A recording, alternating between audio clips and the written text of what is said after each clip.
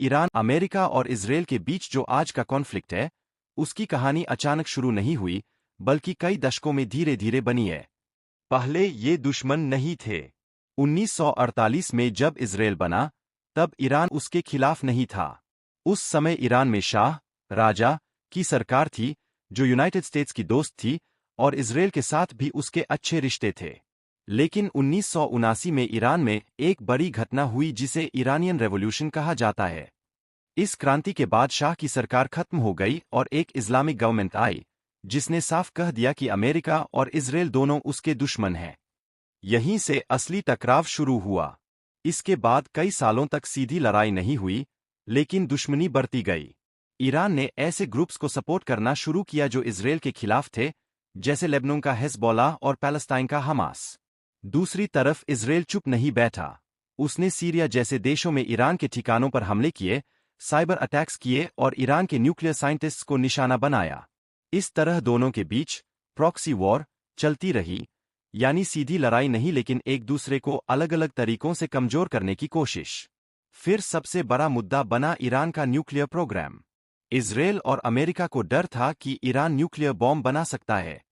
इसी को रोकने के लिए 2015 में एक अग्रीमेंट हुआ जिसे joint comprehensive plan of action कहा जाता है।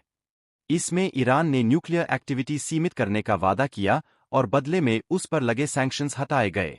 लेकिन 2018 में अमेरिका इस डील से बाहर निकल गया, जिसके बाद ईरान ने फिर से अपना न्यूक्लियर प्रोग्राम तेज कर दिया। इससे तनाव और बढ़ गया। स्थिति 2020 के बाद और खतरनाक होती गई और आखिरकार 2024 में पहली बार ईरान ने सीधे इजरायल पर मिसाइल और ड्रोन अटैक किया। यह एक टर्निंग पॉइंट था, क्योंकि अब लड़ाई इनडायरेक्ट नहीं रही। इसके बाद 2025 में इजरायल ने ईरान के अंदर मिलिट्री और न्यूक्लियर टारगेट्स पर बड़े एयर स्ट्राइक्स किए। जवाब में ईरान ने भी हमला किया और धीरे धीरे यूनाइटेड स्टेट्स भी इस कॉन्फ्लिक्ट में खुलकर शामिल हो गया, क्योंकि वह इजरायल का सबसे बड़ा एलाई है। दोनों तरफ से हमले हुए, यूजी बेसिस को निशाना बनाया गया और कुछ समय के लिए लगा कि बड़ा युद्ध शुरू हो जाएगा।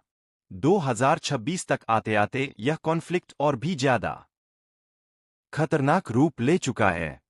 अब यह सिर्फ ईरान और इजरायल के बीच नहीं, बल्कि ईरान बनाम अमेरिका और इजरायल की संयुक्त ताकत बन गया है।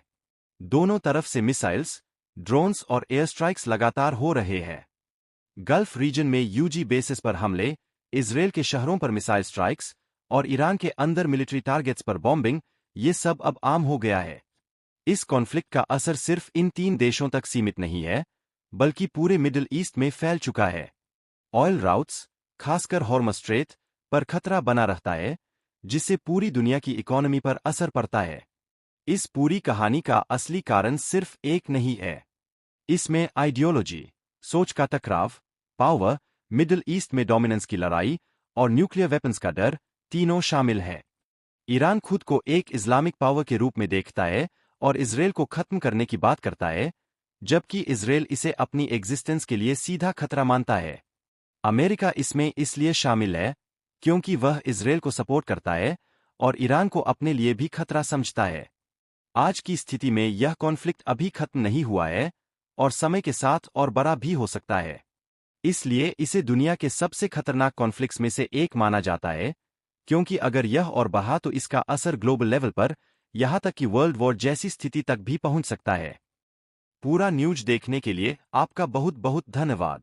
ऐसे ही न्यूज देखने के लिए DNU न्यूज को सब्सक्राइब करें।